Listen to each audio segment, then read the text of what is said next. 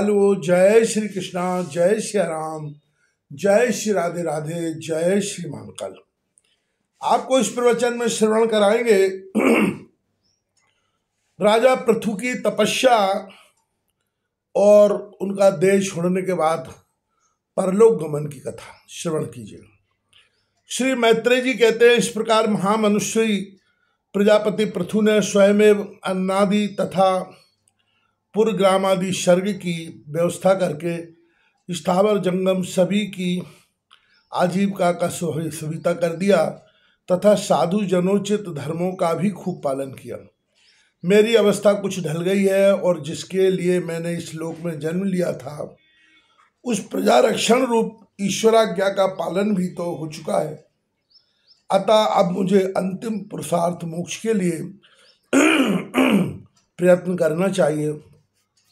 यह सोचकर उन्होंने अपने विरह में रोती हुई अपनी पुत्री रूपा पृथ्वी का भार पुत्रों को सौंप दिया और सारी प्रजा को बिलखती छोड़कर वे पत्नी सहित अकेले ही तपोवन को चल दिए। वहां भी वे वानप्रस्थ आश्रम के नियमानुसार उसी प्रकार कठोर तपस्या में लग गए जैसे पहले गृहस्थाश्रम में अखंड व्रत पूर्वक पृथ्वी को विजय करने में लगे थे। कुछ दिन तो उन्होंने कंदमूल फल खाकर बिताए।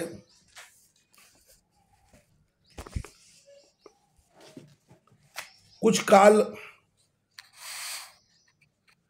सूखे पत्ते खाकर रहे और फिर पखवाड़ों तक जल पर ही रहे और उसके बाद केवल वायु से ही निर्वाह करने लगे। बीरबल पृथु मुनि वृत्ति से रहते थे। गर्मियों में उन्होंने पंचाग्नियों का सेवन किया। वर्षा ऋतु में खुले मैदान में रहकर अपने शरीर पर जल की धाराएं सही और जाड़े में गले तक जल में खड़े रहे। वे प्रतिदिन मिट्टी की बेदी पर ही शयन करते थे। उन्होंने शीतोष्णादि सब प्रकार के द्वंद्वों को सहा तथा वाणी और मन का संयमन करके ब्रह्मचर्य का पालन करते हुए प्राणों को अपने अधीन किया। इस प्रकार श्री कृष्ण की आराधना करने के लिए उन्होंने उत्तम तप किया। इस क्रम से उनकी तपस्या बहुत पुष्ट हो गई और उसके प्रभाव से कर्म फल नष्ट हो जाने के कारण उनका चित्त सर्वथा शुद्ध हो गया।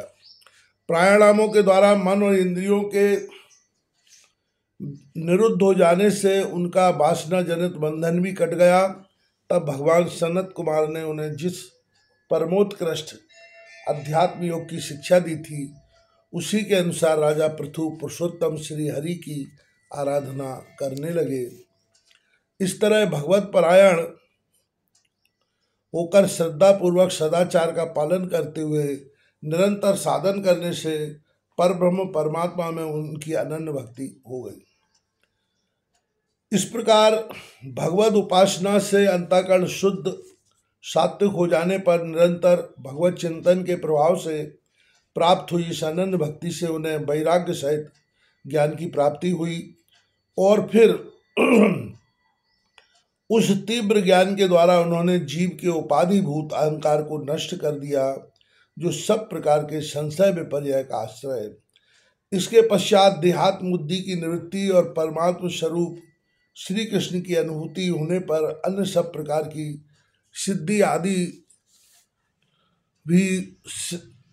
आदि से भी उदासीन हो जाने के कारण उन्होंने उस तत्व ज्ञान के लिए भी प्रयत्न करना छोड़ दिया जिसकी सहायता से पहले अपने जीव कोश का नाश किया था, क्योंकि तब तक साधक को योग मार्ग के द्वारा श्री कृष्ण कथामृत में अनुराग नहीं होता। तब तक केवल योग साधना से उसका मोह जनित प्रमाद दूर नहीं होता, भ्रम नहीं मिटता। फिर जब अंतकाल उपस्थित हुआ तो बीरबल पृथु ने अपने चित्त को दृढ़ता पूर्वक परमात्मा में स्थिर कर ब्रह्म भाव में स्थित हो अपना शरीर त्याग दिया। उन्होंने एड़ी से गुदा के द्वार को रोककर प्राणवायु को धीरे धीरे मूलाधार से ऊपर की ओर उठाते हुए उसे क्रमशः नाभि, हृदय, वक्षस्थल, कंठ और मस्तक में स्थापित किया। फिर उसे ऊपर की ओर ले जाते हुए क्रमशः ब्रह्मरंध्र में स्थिर किया। अब उन्हें किसी प्रकार सांसारिक भोगों की लालसा नहीं रही। फिर यथास्थान विभाग करके प्राणवायु को समष्टि वायु में, पार्थिव शरीर को पृथ्वी में और शरीर के तेज को समष्टि तेज में लीन कर दिया।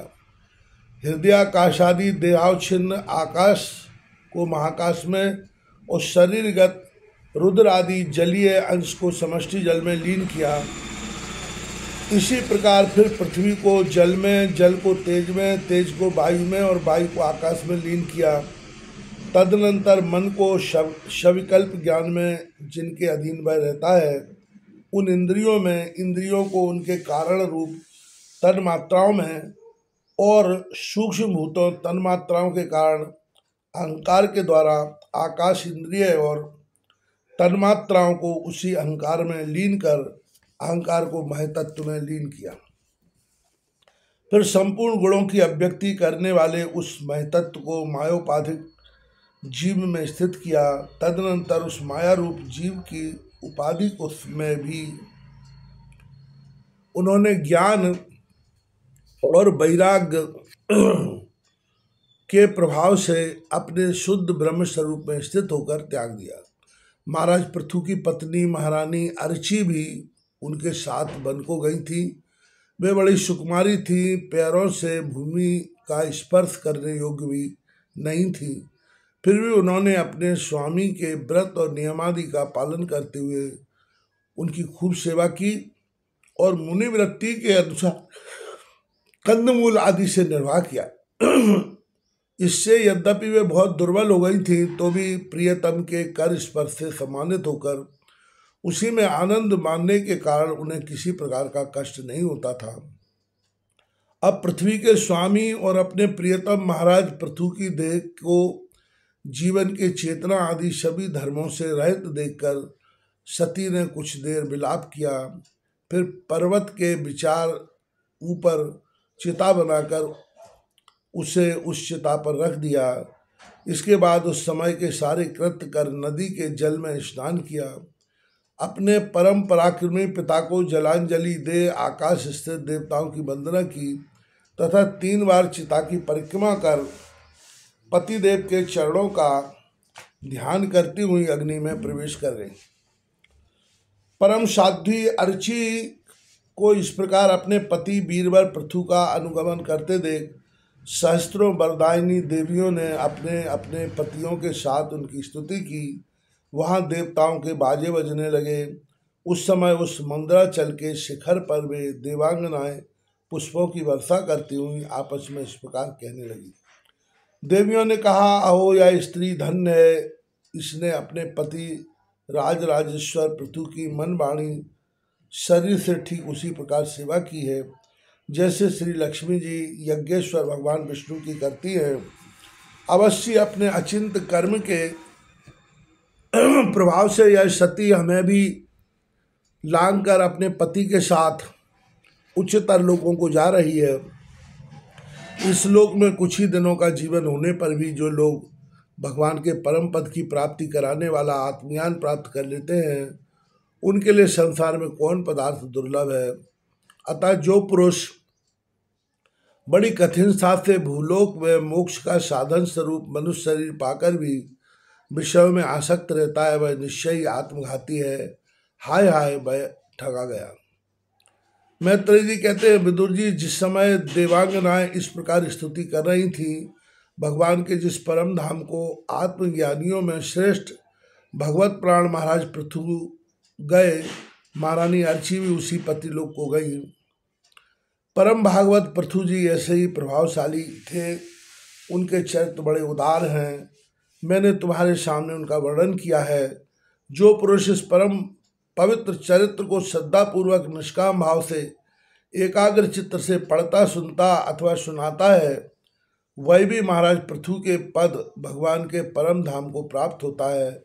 इसका सकाम भाव से पाठ करने से विप्र ब्रह्मतेज प्राप्त करता है, क्षत्रिय पृथ्वीपति हो जाता है, वैश्य व्यापारियों में प्रधान हो जाता है और शूद्र में साधुता आ जाती है।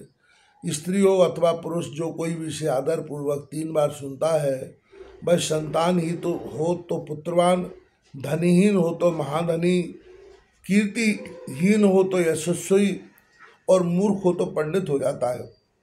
यह चरित्र मनुष्य मात्र का कल्याण करने वाला और अमंगल को दूर करने वाला है। यह धन, यश और आयु की वृद्धि करने वाला, स्वर्ग की प्राप्ति कराने वाला और कलयुग के दोषों का नाश करने वाला है। यह धर्मादि चतुर्वर्ग की प्राप्ति में बड़ा सहायक है। इसलिए जो लोग धर्म, अर्थ, काम और मोक्ष को भली भांति सिद्ध करना चाहते हों, उन्हें इसका श्रद्धापूर्वक श्रवण करना चाहिए।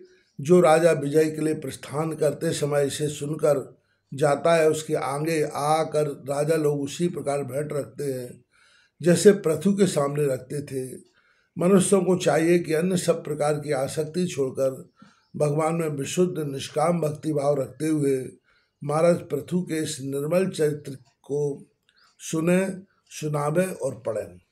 विदुर जी, मैंने संसार के महत्व को प्रकट करने वाला यह पवित्र चरित्र तुम्हें सुना दिया। इसमें प्रेम करने वाले पूज्य महाराज पृथु की सी गति पाता है। जो पुरुष इस पृथु चरित्र का प्रतिपादन